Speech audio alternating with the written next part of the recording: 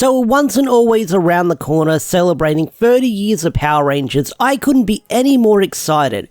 I am hyped for this event. I am hyped to see this special. But lurking and scrolling through social media, I've noticed one small thing, and that is some people dropped off watching the series after Mighty Morphin, and might want to invest in the series again. So what do? Binge watch over 100 episodes of MMPR, or almost 1,000 episodes of Power Rangers history? So I decided to make a top 10 list of 10 important episodes of Power Rangers you need to watch before diving into Once and Always. Now this isn't going to include every episode, and multi-parters I'm kind of cheating and stringing them together, so if I leave out your favourite episode, please don't get mad. What I recommend is leaving a comment down below and telling other people in the comment section what your favourite episode is and what episode you recommend for them to check out. Also, if you're brand new here and you're just stopping by, I'm Ash, so if you like Power Rangers content and you like what you see, be sure to hit the subscribe button and share this video around on social media so more Power Ranger fans and Toku fans can see this video and see if they like what they see. So, without any further ado, let's talk about some Power Ranger episodes.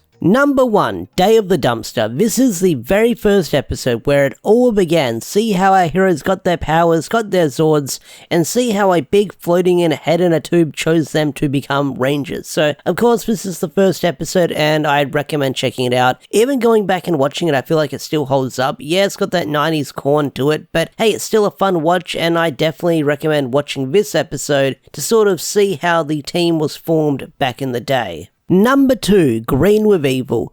This episode was the introduction of Tommy Oliver. Everyone remembers this episode. I decided to put this Tommy-focused episode on the list for Mighty Morphin Power Rangers back in the day because there's so many to choose from. I mean, there's Green with Evil, the episode that introduced the character and then everyone has so many fond memories of. There was also like the Green Candle and the Return of an Old Friend. There's so many Tommy episodes that was hard to choose from, and I didn't want to make this list too Tommy-centric with those episodes being the key ones to check out, but definitely check out Green with Evil to see how Tommy joined the team because it's a really awesome 5-parter and a lot of people remember it for obvious reasons. Number 3, The Power Transfer. Although the Stone Canyon Trio were introduced episodes before this, and there's filler episodes after their introduction where they help out the team, this episode shows you how Rocky, Adam, and Aisha got their powers and became Rangers, but it was also the departure of Zach, Jason, and Trini. Also, read the comics because the peace conference was kind of a lie, which is something I'm wondering how they'll address in Once and Always. Will they sort of talk about the peace conference, or will they sort of acknowledge the law that the comics established? Well, that's a story for another day. Number 4, A Different Shade of Pink. So this 3-parter in Season 3 saw the departure of Kimberly as the Pink Ranger, but it also had Kat taking over the role, and since Kat is playing a role in Once and Always, I recommend checking out this episode. Also, this 3-parter is part of a 9-episode story arc because Kat was introduced like way before this 3-parter, so go back and check out those episodes as well when Kat was first introduced because it's definitely worth checking out and giving a watch. Alright, we're jumping all the way into Zeo for number 5, and that is Rangers of Two Worlds. So, this 2-parter saw the team up between the Zeo Rangers and the Alien Rangers, and it's an overall great episode that I definitely got a kick out of watching, and I still love going back and revisiting. But this episode was also the final time we saw Billy, and we haven't heard a word of him since now in Once and Always. So, if you've ever been wondering or you forgot what happened to Billy in the Power Rangers series, this episode shows his departure of what happened and where he went during Power Rangers Zeo. So if you're wondering where Billy's been the whole time and we don't know if it's going to get explained in the TV show or how he got back to Earth, well, this episode shows you how he left Earth. Number 6, we're jumping all the way to Turbo now, Passing of the Torch. This episode saw the departure of Tommy, Adam, Kat, and Tanya. An alright episode, but if you want to see what happens to these characters, this episode pretty much explains it. Number 7, Always a Chance. So this episode is from Power Rangers in Space. Although it's a random episode from Power Rangers in Space, we see the return of Adam. And if you've never seen the episode, well, I don't want to spoil it because it's actually like a really good episode where we see the return of Adam and I highly recommend it.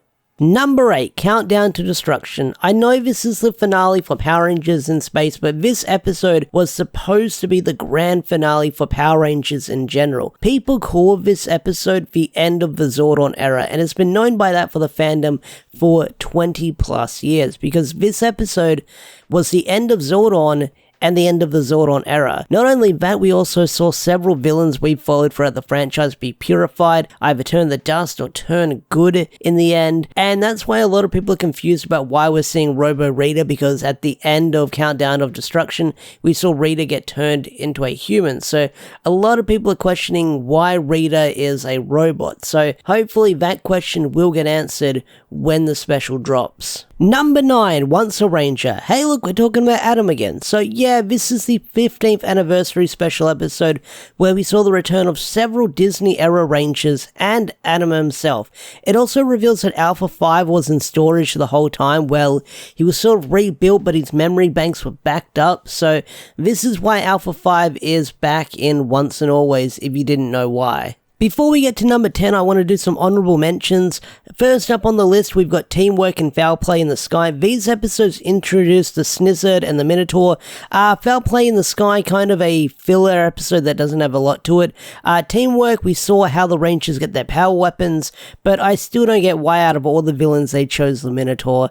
It still doesn't make any sense. I would have done Pudgy Pig or anyone else, to be honest. Like King Spinks, throw in King Spinks. Why didn't we get that guy in the special?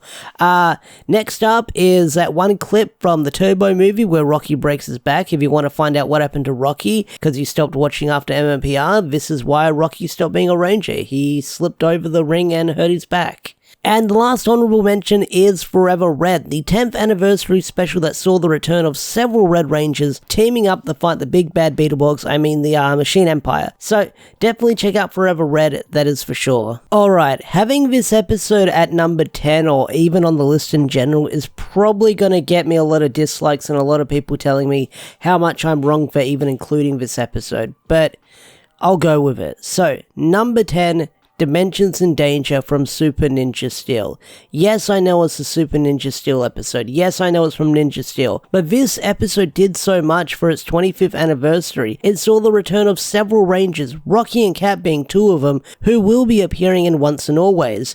Although Cat uses her turbo powers and Rocky becomes MMPR and that's not explained in the special, it also confirmed that there are several different dimensions in the Power Rangers universe. But not only that, this episode was the final appearance of Jason David Frank, and what we get in it is an amazing fight scene, and rest in peace, dude. So, that's 10 episodes you should check out before watching Once and Always. You don't have to watch all of these episodes, but it's my personal pick. Like I mentioned, there's almost 1,000 episodes of Power Rangers to choose from, so making this list wasn't easy.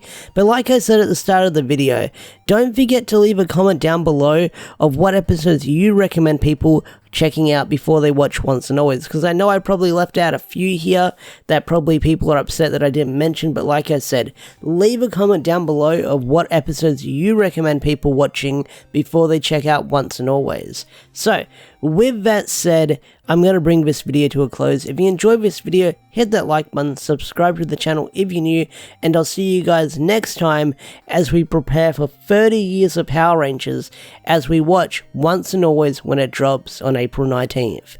Thanks for watching and have a wonderful day or night. Peace out, take care, bye.